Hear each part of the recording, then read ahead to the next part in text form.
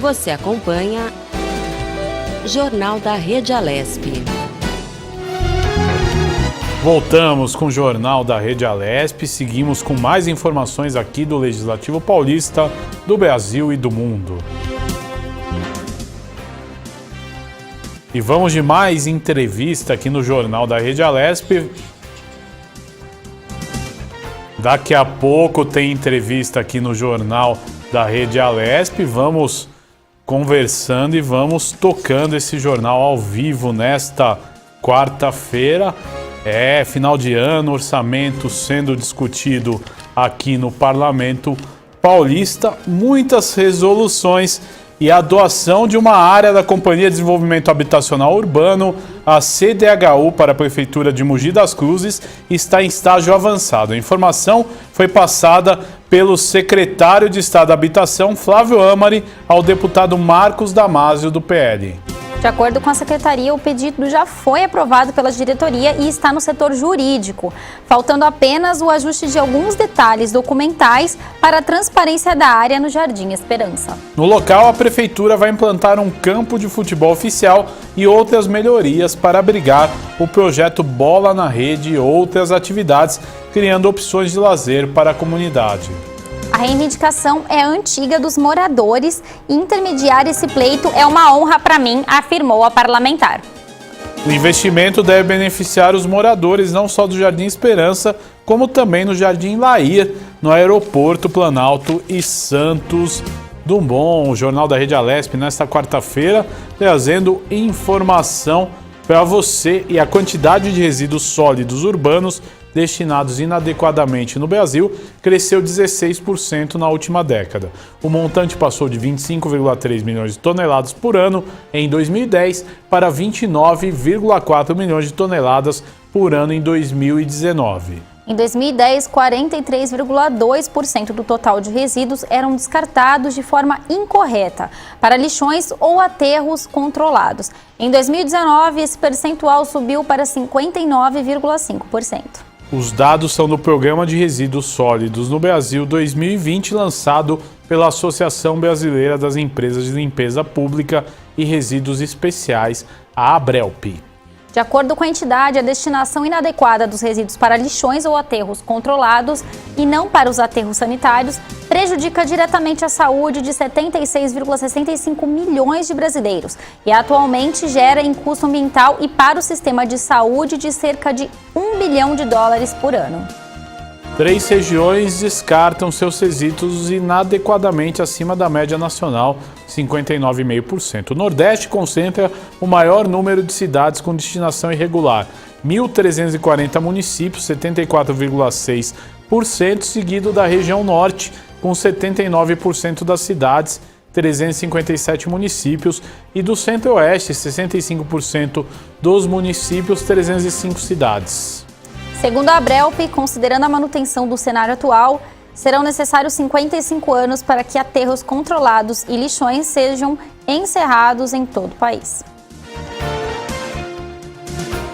Esse é o Jornal da Rede Alesp. Vamos de mais entrevista aqui no Jornal da Rede Alesp. Nós vamos falar agora com Jade Cury Martins, que é coordenadora do Departamento de Oncologia Cutânea da Sociedade Brasileira de Dermatologia. A Jade vai falar sobre a campanha Dezembro Laranja. Boa tarde, Jade Cury. Seja bem-vinda aqui ao Jornal da Rede Alesp. Obrigada pelo convite. Bom dia a todos. Bom dia. Então, para a gente começar o nosso programa, né, a gente vai falar aí da campanha Dezembro Laranja. Eu queria que você começasse explicando para quem está em casa o que é, né, o câncer de pele, quais são os tipos mais comuns dele. Bom, o câncer de pele é o câncer que surge de células que estão na pele e proliferam desordenadamente, como qualquer outro tipo de câncer, né? O que é bem importante a gente ressaltar é que o câncer de pele é o principal tumor maligno de todos os tumores, então ele supera a mama, ele supera pulmão, é o câncer mais frequente que a gente tem. Só que ele é dividido em 2 grupos, os carcinomas, que são os cânceres de pele não melanoma, que são os mais frequentes, mas os menos letais, os que têm menor chance de levar o paciente a um desfecho fatal ou ao óbito, e o melanoma, que é o segundo grupo, que é mais raro, mas ao mesmo tempo, apesar de ser mais raro, ele é o potencialmente mais grave, que se não diagnosticado precoce, pode levar o paciente a óbito. Agora, é importante, né? Quais os brasileiros, né? Qual que é a faixa etária? Qual que é o público de risco para ser atingido por essa doença? Então, o câncer de pele ele pode atingir qualquer pessoa, desde a infância até a vida adulta, os idosos, mas os carcinomas que são mais frequentes, eles são mais frequentes também quanto mais velha a pessoa vai ficando. Por quê? Quais são os principais fatores de risco para o câncer de pele? Então, fatores de risco do próprio indivíduo que a gente não pode prevenir são, por exemplo, pele clara, olhos claros, pacientes ruivos, pacientes com cabelos claros, que a gente fala que é o fototipo mais baixo, aquele que quando toma sol, ele fica sempre queimado, ardido e não bronzeia tão bem. Mas eu gosto sempre de ressaltar quando eu falo que esses pacientes têm um risco maior de câncer de pele, isso não significa que quem tem pele negra, oriental, não tem risco, eles podem ter também, é só que é mais frequente quando a pele é mais clara, né? O melanoma, ele envolve também uma história familiar. Então é aquele câncer que eu falei, eu tenho o não melanoma e o não melanoma é o mais frequente, o melanoma é mais raro. Mas quando eu tenho história familiar, um parente de primeiro grau, eu tenho um risco maior de ter. Então também, os parentes de primeiro grau de um paciente com melanoma, mais ainda tem que fazer uma monitorização regular de toda a pele. Fatores que são preveníveis, que a gente pode evitar, o principal deles é a exposição solar. E a exposição solar de duas maneiras. Tanto a exposição crônica ao longo da vida, então o sol que você tomou a vida toda, e aí nos pacientes mais idosos que já têm um dano solar crônico, esse risco é maior, quanto também a exposição solar intermitente, ou seja, aguda, episódios de queimadura solar.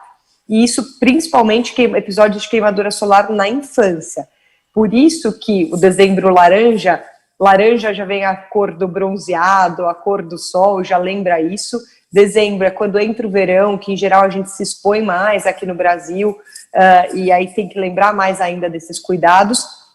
E daí, então, a campanha do dezembro laranja, né, para a gente lembrar bem desse fator que é o principal fator prevenível ao câncer de pele. Agora é importante, né? Existe tipos de pele que estão mais propensos a desenvolver o câncer de pele. E aí eu te pergunto, doutora, quais os cuidados que nós devemos tomar com o sol, por exemplo, mesmo quem não tem essa tendência? Então, o que a gente orienta é sempre o uso de protetor solar no dia a dia, virar uma rotina, né? Então, todos os dias, mesmo no dia nublado e tal, usar o filtro solar. O ideal é um filtro no mínimo FPS, o fator de proteção 30, né?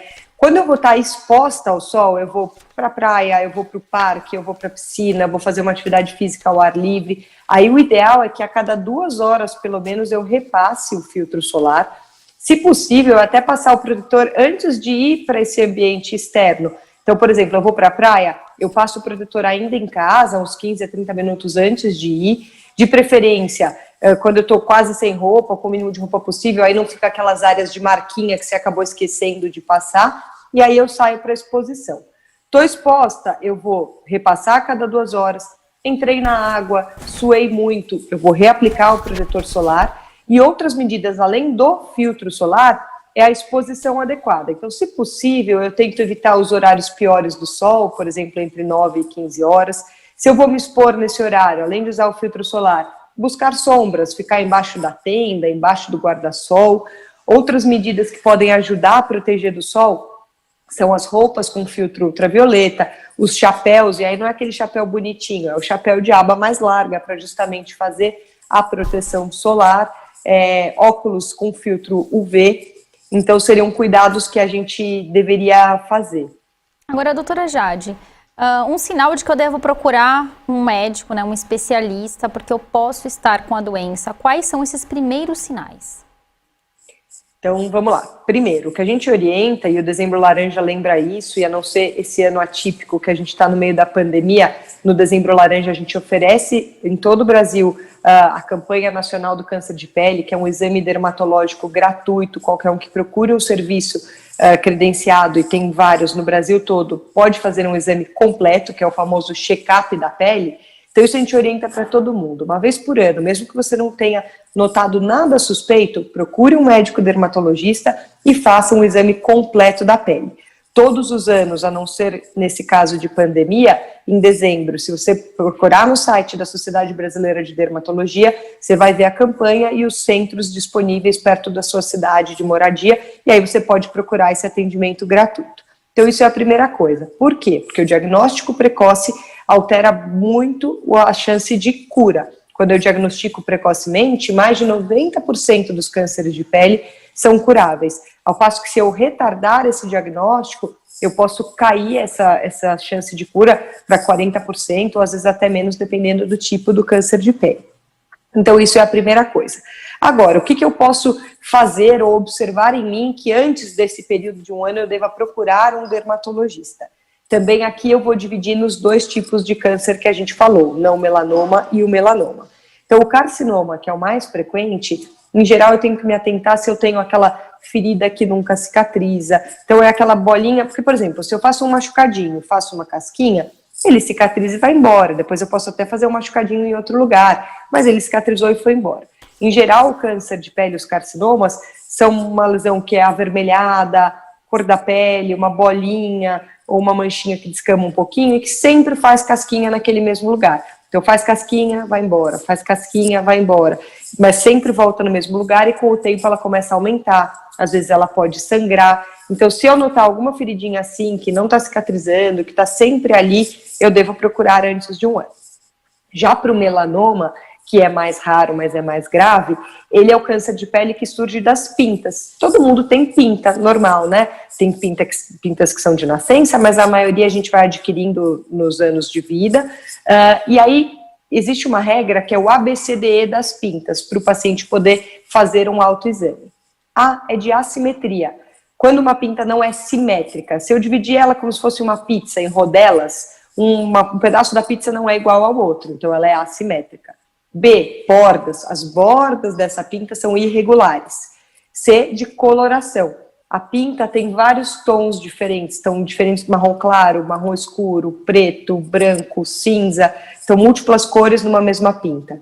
D, de diâmetro, pintas com mais de 6 milímetros. E o principal, o E, de evolução, pintas que estão mudando, que estão crescendo ou que estão ficando diferentes do que eram antes. Então, eu também posso sempre fazer o autoexame em mim ou até nos meus familiares, e se eu anotar algum desses sinais, eu procuro também, antes do período de um ano, o médico dermatologista. Agora é importante, né, dentro desse esclarecimento, doutor, existe tipos, né, de pessoas que estão mais propensas, e quando eu devo me preocupar? O tratamento é simples de um câncer de pele? O tratamento, quando o diagnóstico é precoce, inicial, é muito simples. Em geral, é feita uma retirada cirúrgica da lesão. Isso, a grosso modo, cada caso é um caso, claro, depende do local, da extensão da lesão, mas uma lesão que seja diagnosticada inicialmente, ela pode ser tratada com cirurgia, com uma cicatriz mínima, um bom resultado estético e cura completa da lesão. Quando eu demoro para diagnosticar, nos carcinomas isso é mais raro, mas pode acontecer, e no melanoma isso acontece com uma frequência maior, eu posso ter a disseminação para outros órgãos, que é o que a gente fala de metástase. E aí, no caso das metástases, eu vou ter que fazer tratamentos sistêmicos. A quimioterapia, no caso do melanoma, não responde tão bem. Agora eu tenho algumas drogas novas, drogas-alvo, ou mesmo a imunoterapia, que eu estimulo a imunidade a combater o próprio câncer, que vem sendo usado em vários tumores, com um melhor controle da doença, mas ainda com baixíssimas chances de cura no caso do melanoma quando metastático. Existem algumas descrições de alguns casos, mas quando a doença já está espalhada, as terapias hoje em dia, elas controlam a doença. Então, doutora, a senhora explicou que ela controla e não tem cura. Ela pode evoluir para outros tipos de câncer? Como assim outro tipo de câncer? Se eu tive um melanoma e ele se espalhou e ele teve metástase, eu vou continuar tendo melanoma, mas em outros órgãos, né? Eu não entendi direito a pergunta. Exato, desculpa. ele pode sair de um câncer de pele e ir para outros órgãos do corpo. É isso que eu gostaria de esclarecer. Isso, ele dá metástase, não é que ele vira outro câncer, é o mesmo câncer, mas que se espalhou para outros órgãos, né? Então, assim, só para corrigir, o câncer de pele tem cura, sim, na grande maioria dos casos. Eu peguei o câncer de pele inicial localizado, eu retiro a lesão e o paciente está curado. Isso tanto no melanoma quanto no não melanoma, que são os carcinomas. Quando eu retardo esse diagnóstico e aí a doença já disseminou para outros órgãos, então pode ir para o pulmão, para o cérebro, enfim, para vários outros órgãos, que é o que a gente chama de metástase, aí sim que no caso do melanoma é difícil a gente falar em cura e a gente fala mais num controle da doença com as drogas novas que a gente tem hoje em dia. Doutora, além da genética, que é um fator também de risco, como a senhora já colocou no começo aí da nossa entrevista, pessoas mais branquinhas, pessoas de olho claro, além da genética e da exposição excessiva ao sol, o que mais pode influenciar aí para uma pessoa ter o câncer de pele? Outros fatores de risco são, por exemplo, imunossupressão, pacientes que têm imunidade diminuída, principalmente por transplante de órgãos. Então, eu fiz um transplante de rim, por exemplo, e tomo remédios para controlar a minha imunidade, que diminuem a minha imunidade. Principalmente o risco de carcinoma, ou carcinoma espinocelular, ele aumenta muitas vezes em relação ao paciente normal. Outras coisas que são risco para os carcinomas também, por exemplo, queimaduras, aquelas queimaduras que ficam aquelas cicatrizes grandes, e aí aquela cicatriz que por anos foi só uma cicatriz, se ela começar a ferir naquele local, existe um câncer que ele surge em cicatrizes prévias, ou feridas crônicas, eu tenho uma úlcera na perna que não cicatriza, depois de muitos anos aquela inflamação crônica pode levar a surgir o câncer de pele. Para o melanoma, pacientes que têm mais de 100 pintas no corpo, e aí é difícil, assim, também a gente diferenciar, existem as pintas e existem as melanoses, que são as manchas de sol, ou manchas senis, ou sardas, essas não são consideradas pintas, mas mais de 100 pintas no corpo seriam um fator de risco também para o melanoma. Radioterapia prévia, áreas que foram previamente irradiadas, eu fiz radioterapia para tratar uma outra doença, aquele local que fez radioterapia também pode aumentar o risco de câncer de pele. E dentro da questão de exposição solar, eu acho que é legal a gente falar aqui que as câmeras de alto bronzeamento também são fator de risco para o câncer de pele e que elas são proibidas no Brasil. Então, quem faz bronzeamento artificial em câmeras com lâmpadas no Brasil está fazendo um tratamento ilegal em alguma clínica clandestina, porque isso já foi proibido no Brasil. Agora, doutora, independente de proibido, existem alguns tratamentos que são permitidos, mas você acha que o bronzeamento artificial, no geral, ele pode ser nocivo à saúde? O bronzeamento artificial em câmaras, sim, a sociedade brasileira é totalmente contra, no Brasil já foi proibido, alguns países ainda isso é feito e já tem estudos mostrando que os pacientes que se expuseram ao bronzeamento artificial tiveram um risco maior de desenvolver o câncer de pele. Então, sim, bronzeamento artificial não pode ser feito.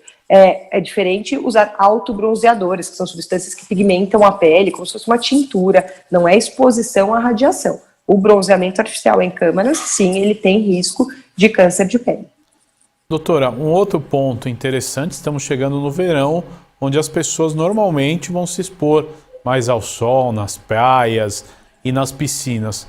Como prevenir de uma forma correta um futuro câncer de pele?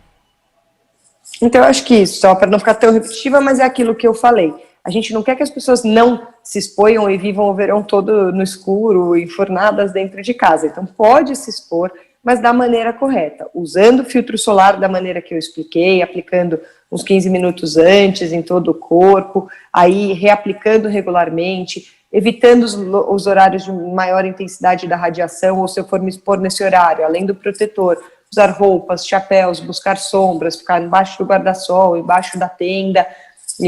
Acho que esses são os cuidados em geral para você ter uma exposição saudável. Agora, doutora, nessa linha ainda, a pessoa sem querer exagerou no sol, tomou uma queimadura que não estava prevista. Como tratar isso para que não piore a situação?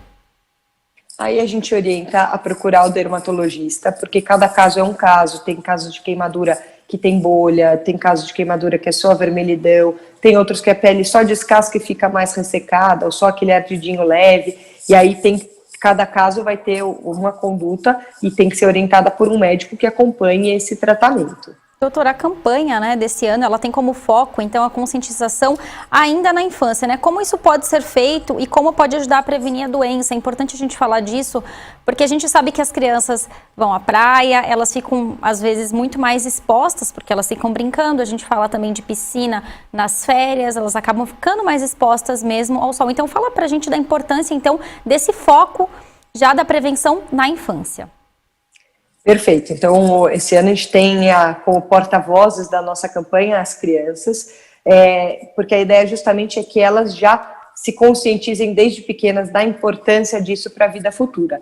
Lembra que eu falei que a exposição solar, ela é fator de risco para o câncer de pele de duas maneiras, aquela exposição crônica ao longo da vida e as queimaduras solares, ou seja, aquelas exposições intermitentes, agudas.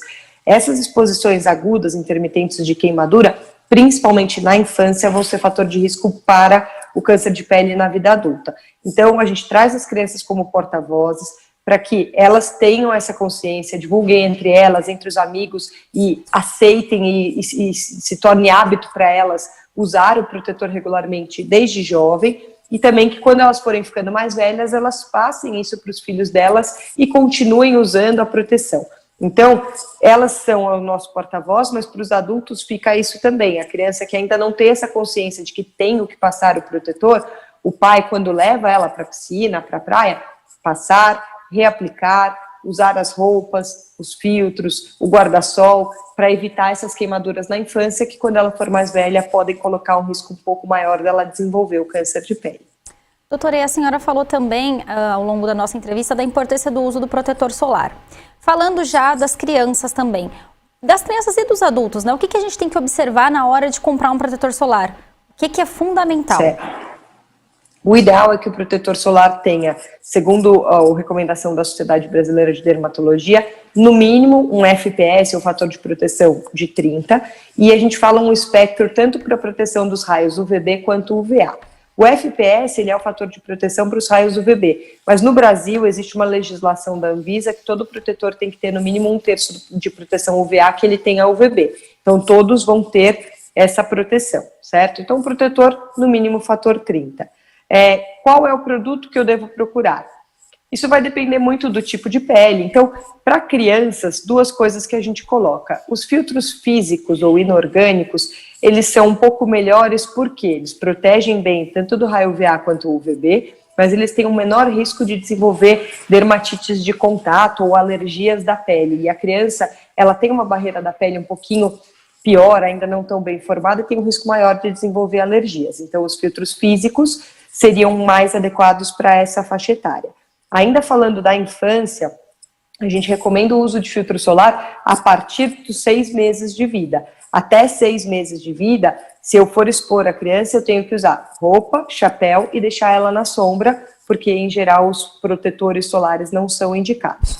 Em relação ao adulto, aí vai depender muito do tipo de pele que ele tem, do local. Então é uma pele mais oleosa, a gente tem veículos que são menos oleosos, que não vão piorar uma acne, uma espinha, por exemplo, ou a oleosidade da pele, né? Se ele tem uma pele mais seca, eu tenho alguns que já são um pouco mais hidratantes. Mas o mais importante é o fator de proteção e o principal é a aplicação adequada, né? Então, a frequência da aplicação, então reaplicar várias vezes, e quantidade adequada, a gente fala mais ou menos, tem uma regra.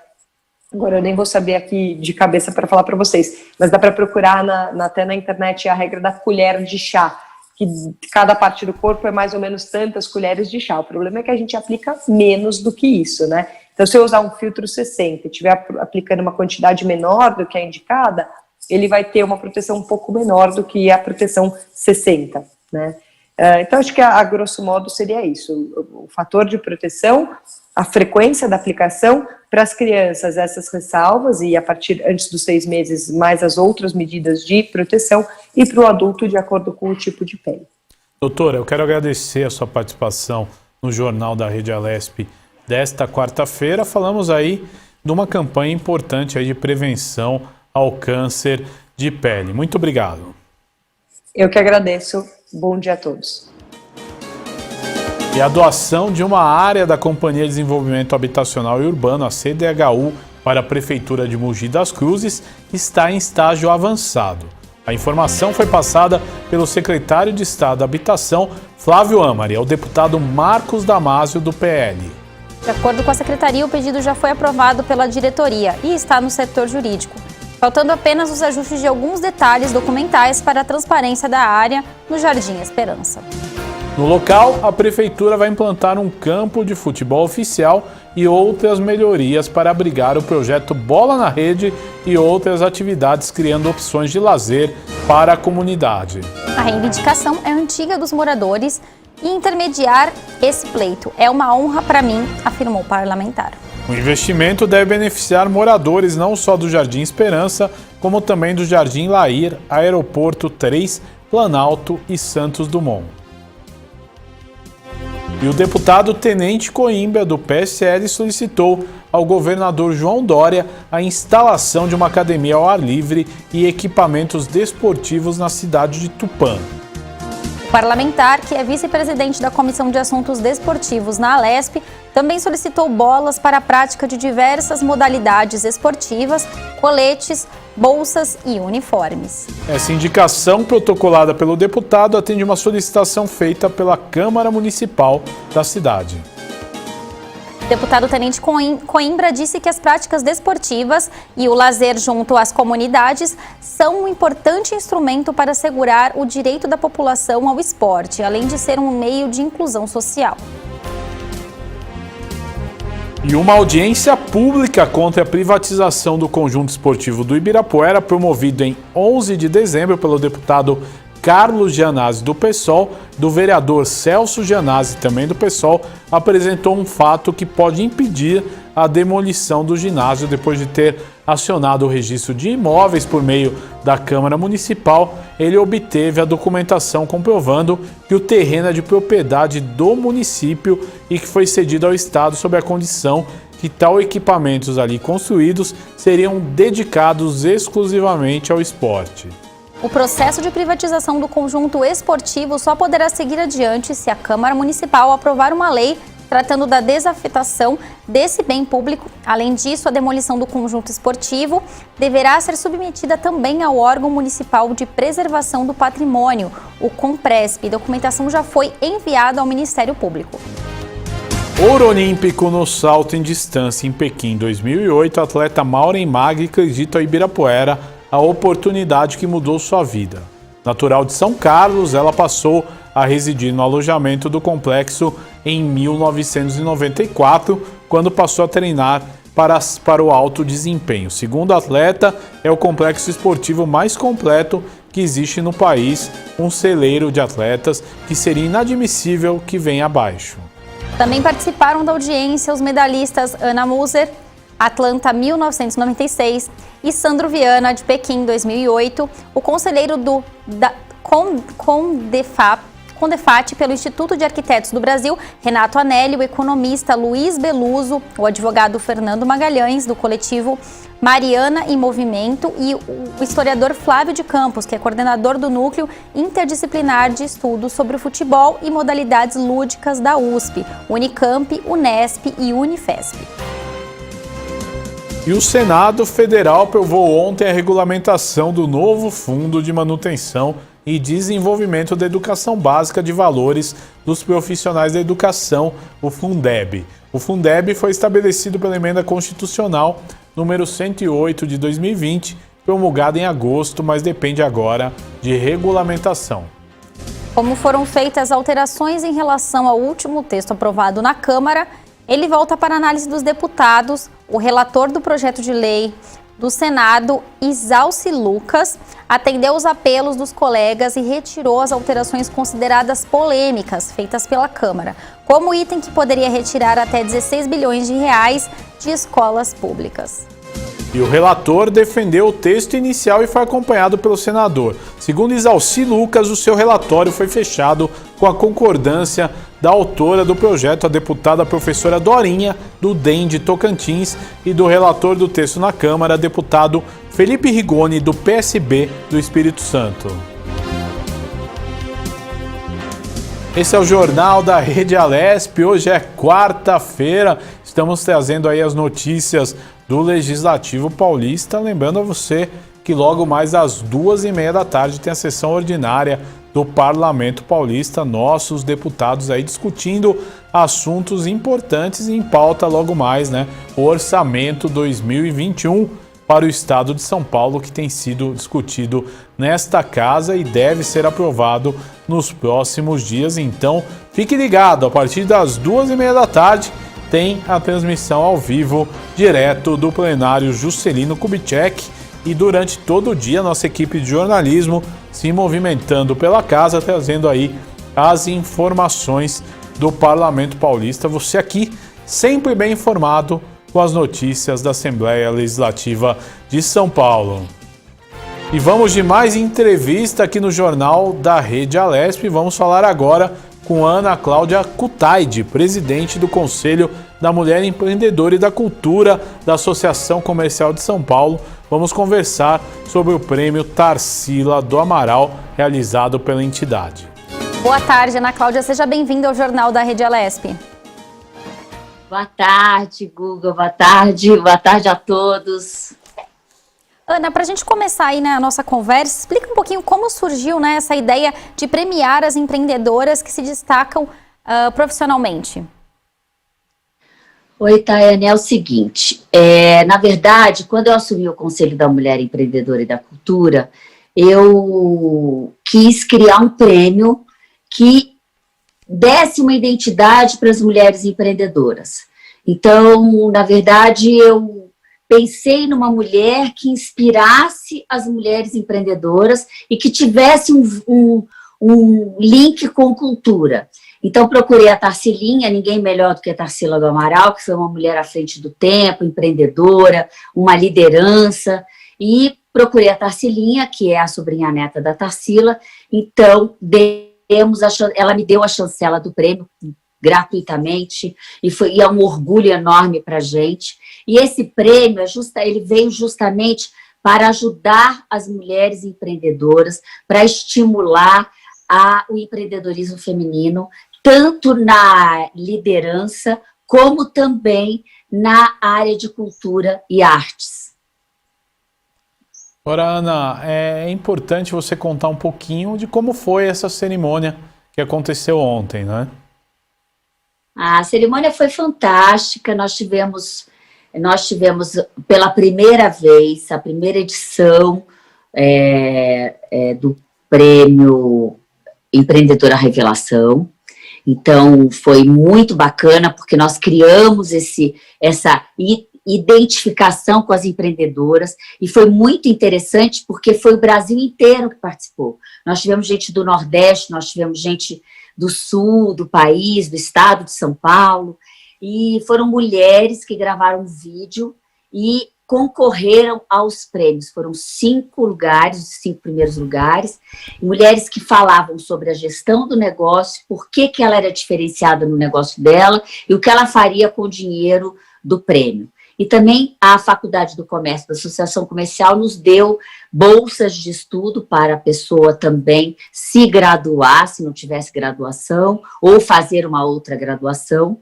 E também temos mentorias do pessoal do SP Arte, da Fernanda Feitosa, e do Conselho de Inovação da Associação Comercial. E também tivemos as homenageadas, que são mulheres que inspiram mulheres que são empreendedoras, que fazem acontecer na vida delas e na vida de outras mulheres. Então foram 6 categorias, na verdade. Foi economia, que foi a Nina Silva, foi comunicação, que foi a Mônica Monteiro da Band, foi a Ilana Trombica, diretora do Senado Federal, que está fazendo um trabalho fantástico de equidade social, contra violência contra as mulheres e políticas públicas.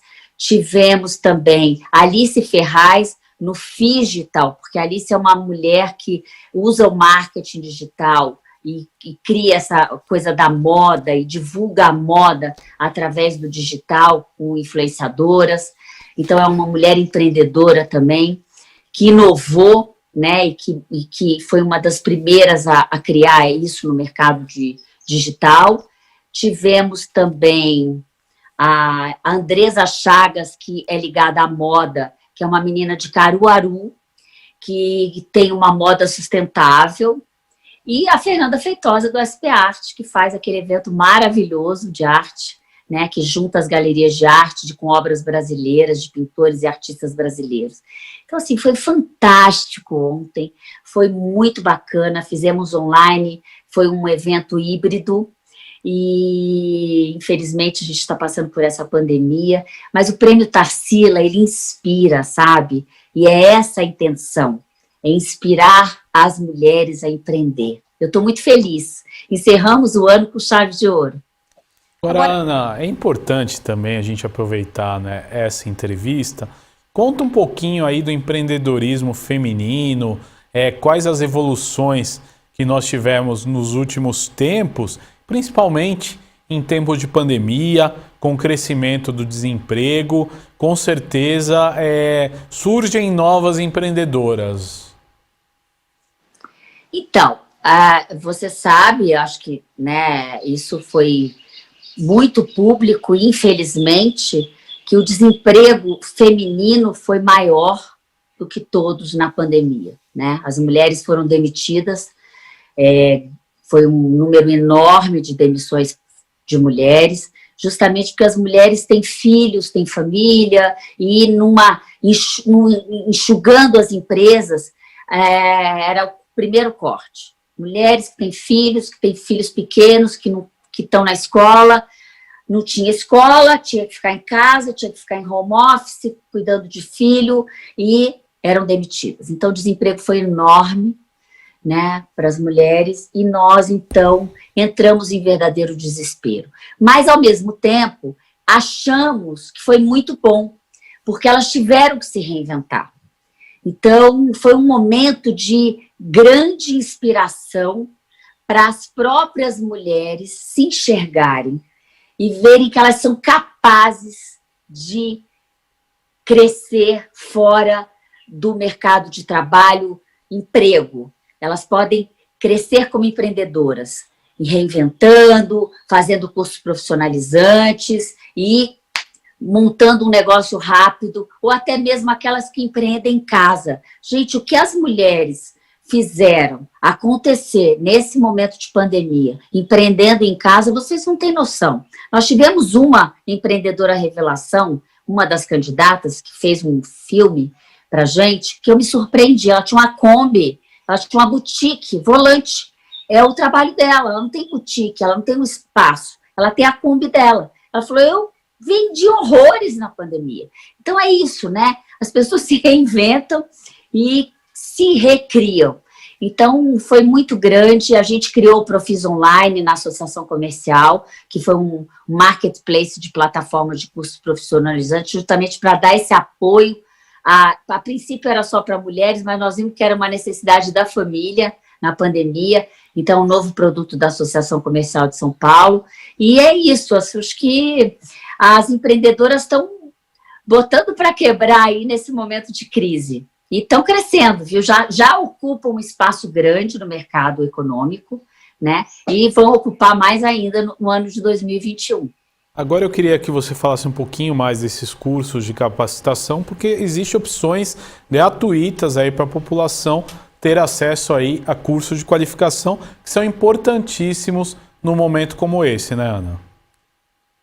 Eu sempre falo que, em relação à mulher, né, a capacitação e a qualificação é extremamente importante para que ela saia de qualquer situação vulnerável. Quando a mulher começa a empreender, ela se capacitando, se qualificando, ela começa a empreender, ela se fortalece, levanta a autoestima e sai de qualquer situação vulnerável, não só da violência, qualquer situação vulnerável.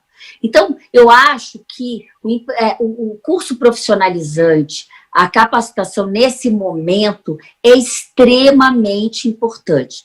E o Profis Online veio para isso. Então, nós temos cursos gratuitos, nós temos cursos pagos, baratos, bem baratos, cursos preços médios, cursos para uma classe mais alta, mas nós temos uma variedade de cursos profissionalizantes para que a pessoa faça acontecer rápido e monte um negócio em MEI num momento desse e recomece a vida, sabe? Então, hoje, o Profis Online veio, nós estamos numa fase meu Deus, de Iniciação. De execução. Do site, né, de instalação do marketplace de plataformas, justamente para que a gente possa trazer novas plataformas. Nós já temos 200 cursos, estamos inserindo mais 300 gratuitos, e estão vindo novas plataformas que estamos procurando, porque justamente a diferença é essa: nós temos o aplicativo do celular, nós temos apostilas online, a pessoa pode parar o curso e recomeçar a hora que ela quiser, e também acessar pelo celular, no metrô, no ônibus, né, no trem, indo para casa. Então, assim, ela tem a possibilidade de se capacitar e se qualificar para o mercado de trabalho rapidamente. Então, essa foi a intenção. E temos cursos para todos os gostos, para o pai, para a mãe, para o jovem, para o adolescente. Estamos querendo criar também uma linha aí para uma linha infantil, não de trabalho, mas de ideal, sabe, de começar a dar uma ideia para a criança do que é um trabalho, do que é uma gestão financeira, sabe, para a criança começar a entender o que é o dinheiro, o que é empreender. Porque eu acho interessante isso também. Eu acho que no nível de vida hoje que nós temos, é importante a criança começar a entender o que é trabalhar, né? O que é o mercado de trabalho. Então, a gente está começando aí bem. Estou muito feliz de poder ajudar as pessoas nesse momento. Ana, eu quero agradecer a sua participação no Jornal da Rede Alesp, trazendo aí as novidades do empreendedorismo feminino. Até um próximo encontro. Muito obrigado. Obrigada a vocês. Desculpa, eu estou em Brasília, eu estou meio mal acomodada aqui, porque eu acabei de chegar, mas foi um prazer enorme, estou à disposição, o SEMEC está sempre à disposição de vocês. Obrigado. Falamos aí de empreendedorismo feminino no Jornal da Rede Alesp. Conversamos com a Ana Kutaid, falando aí de empreendedorismo feminino. E Sorocaba ganhou a 9ª unidade do Batalhão de Ações Especiais da Polícia em um período de 2 anos. O aniversário de 189 anos da Polícia Militar de São Paulo foi celebrado com a entrega do 14º BAEP, que atenderá toda a região de Sorocaba, com atuação semelhante aos padrões do patrulhamento de choque. O 14º BAEP passa a funcionar em imóvel próprio, na Rua General Mena Barreto, na Vila São Caetano. Segundo o governo do estado, para receber a unidade, as instalações foram submetidas a uma obra de adaptação que teve início em 26 de novembro, investimento de R$ 466 mil pelo estado. A unidade especializada será comandada pelo Major Kleber Vieira Pinto, somando um efetivo de 230 policiais militares, além de grupamento de canil e cavalaria com 36 cães e 36 cavalos. O batalhão também contará com uma frota de 30 viaturas para atendimento a 79 municípios, beneficiando uma população de mais de 3 milhões de pessoas. Todo o efetivo destinado aos BAEPs recebe por meio do Comando de Policiamento de Choque aproximadamente 3 semanas de treinamento padrão rota. Para isso são aplicadas atividades de patrulhamento tático, gerenciamento de crises, negociação de reféns e busca e localização de artefatos explosivos. Além do BAEP de Sorocaba, também as unidades na capital, na Grande São Paulo, São José dos Campos, Campinas, Ribeirão Preto, Bauru, São José do Rio Preto, Santos, Presidente Prudente, Piracicaba e Araçatuba. Até 2018 eram apenas 5 BAEPs em todo o estado. E o deputado Edmir Chedi, do Democratas, esteve na cidade de Bragança Paulista para acompanhar a execução de obras e serviços por um monitoramento organizado pela administração pública municipal, assim como os recursos destinados pelo governo do estado. O parlamentar disse que todo investimento do governo feito para o município é devidamente fiscalizado e que a prefeitura também presta conta desses gastos. O monitoramento foi intensificado com base no plano de trabalho definido pela prefeitura. Com isso, o deputado Admir Chedi concluiu que a cidade está bem empenhada para garantir a todos o benefício da comunidade local. E a primeira leva de doses da vacina contra a Covid-19, desenvolvida pela Pfizer e pelo laboratório BioNTech, começou a ser transportada da fábrica da farmacêutica aos Estados Unidos. Com a aprovação da agência reguladora do país, a FDA, para o uso emergencial do imunizante, o governo americano iniciou no domingo o esforço de distribuição das doses que devem começar a ser aplicadas em profissionais de saúde. Nessa semana, 2,9 milhões de doses devem chegar a cerca de 600 locais de aplicação da vacina.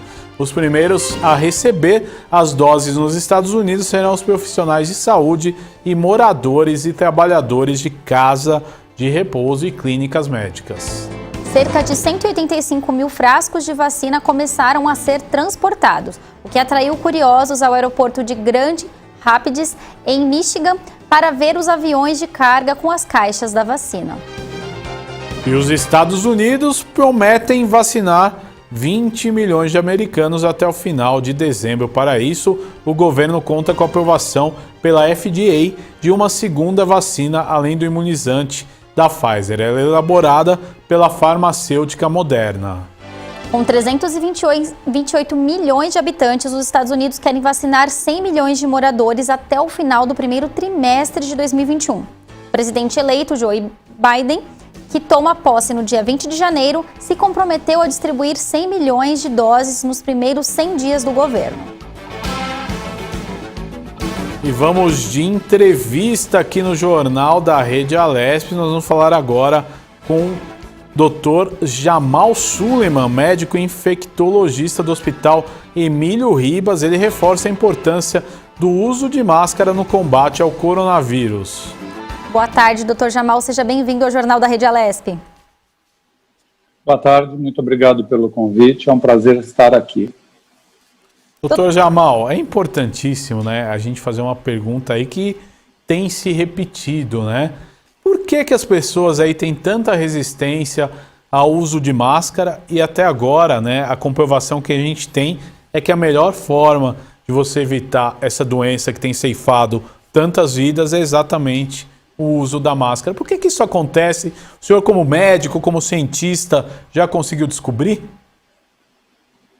Eu acho que a gente tem algumas pistas, né? Uma delas é essa insistência que algumas pessoas que têm um papel relevante na política, isso inclui o presidente da República Federativa do Brasil, de desqualificar todo esse processo de proteção desde o começo. Então, esses ruídos, eles dificultam muito, porque eles têm um grupo que, obviamente, o segue com uma fidelidade muito forte, mas tem outro grupo que ouve um formador de opinião desse tipo e resolve segui-lo. Então, é muito difícil você ter que lidar com essa situação.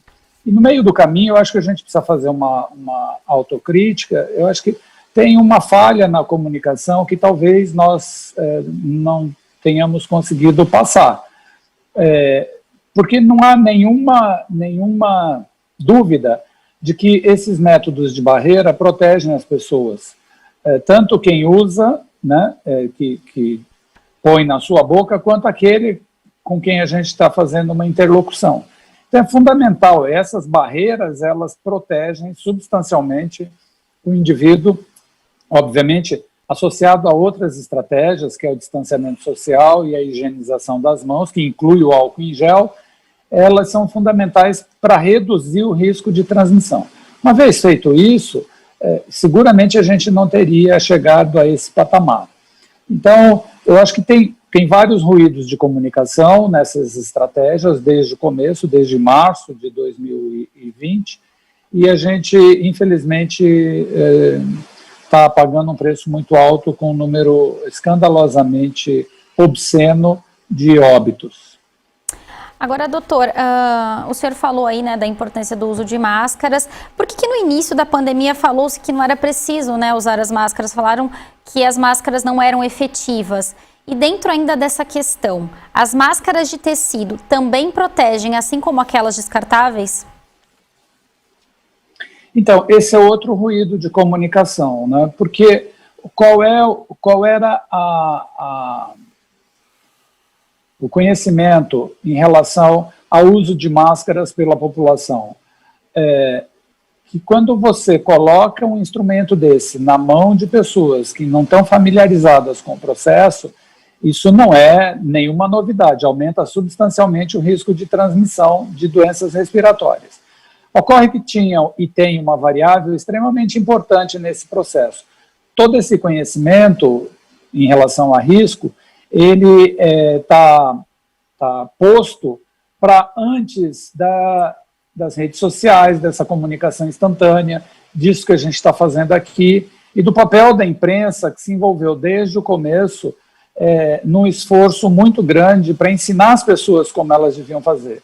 Então, a partir do instante em que a gente, vou usar uma expressão, ganhou segurança, sabendo que isso é uma forma de você se proteger, rapidamente nós propusemos que as pessoas passassem a usar esse equipamento de maneira segura, que é isso que é fundamental. Então, se você não usa esse equipamento de maneira segura, você corre risco.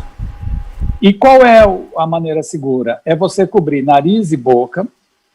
Para você cobrir nariz e boca, você precisa higienizar as mãos antes, daí você cobre o nariz e boca, usa por um período pré-estabelecido, né? E a gente propôs, inclusive, numa escala muito grande, a confecção de máscaras de tecido. Isso também nunca tinha sido experimentado antes. Porque os estudos mostraram que essas barreiras com máscaras de tecido de dupla camada eram suficientemente fortes para reduzir o risco de transmissão.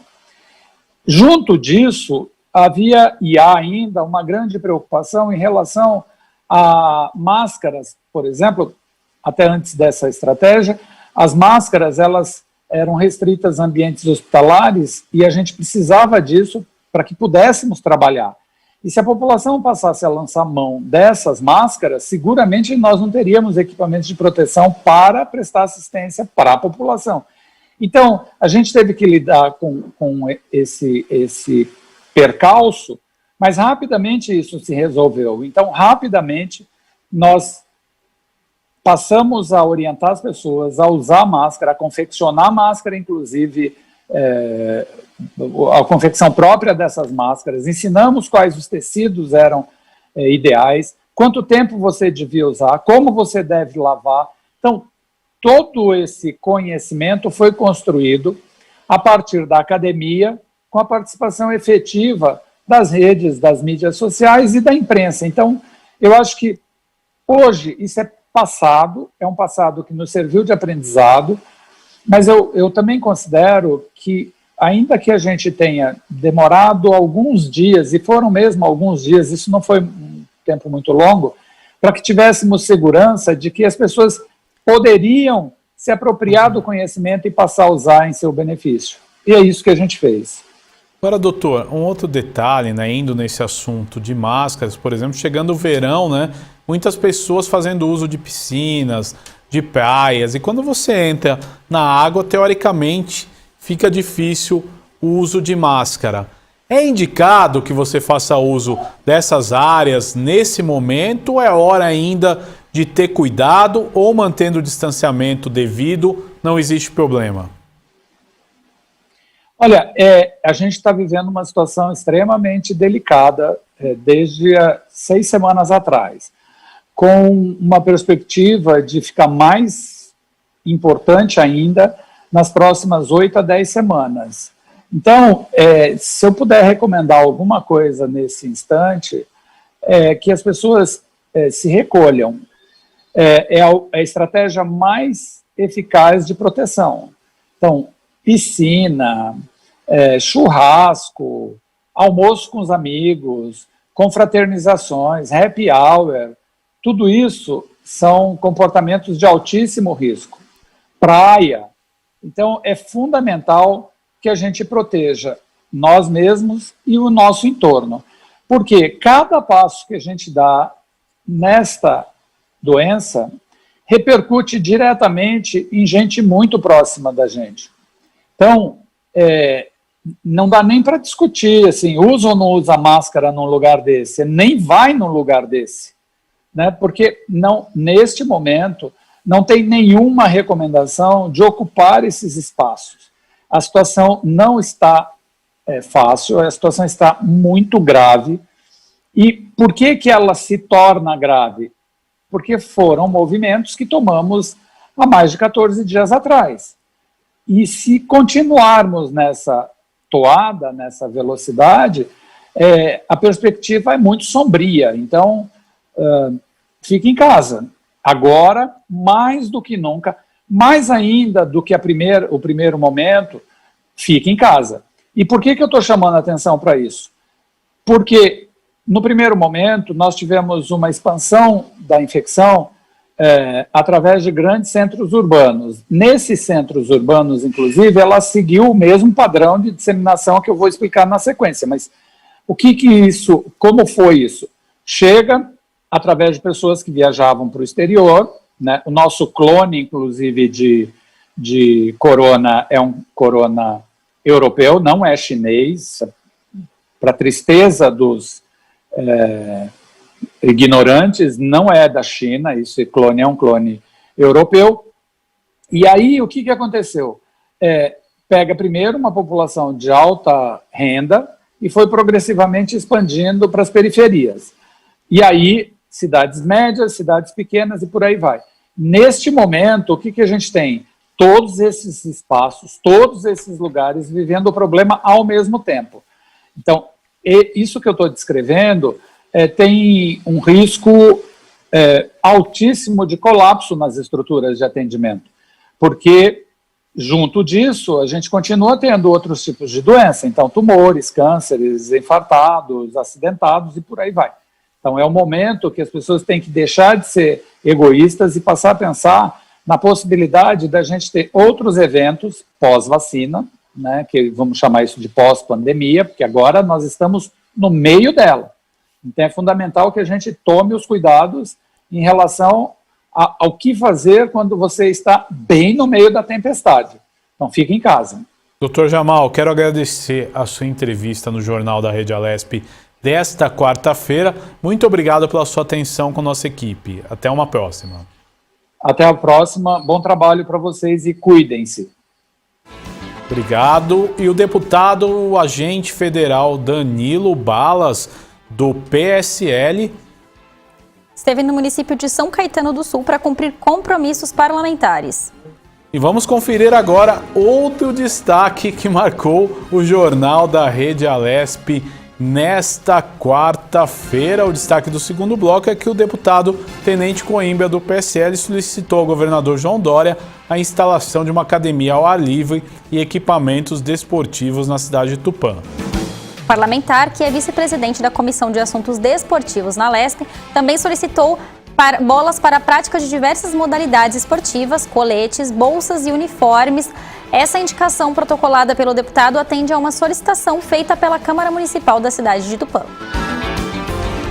E o Jornal da Rede Alesp, com tudo sobre o Legislativo Paulista, fica por aqui. Lembrando que se você quer dar sua sugestão sobre algum tema ou assunto, liga para a gente. No nosso WhatsApp, o número é 11 99232 5950 e deixe lá a sua mensagem. Outra coisa muito importante, mantenha os cuidados na prevenção contra o coronavírus. Por hoje é só. Um bom dia a todos e até amanhã.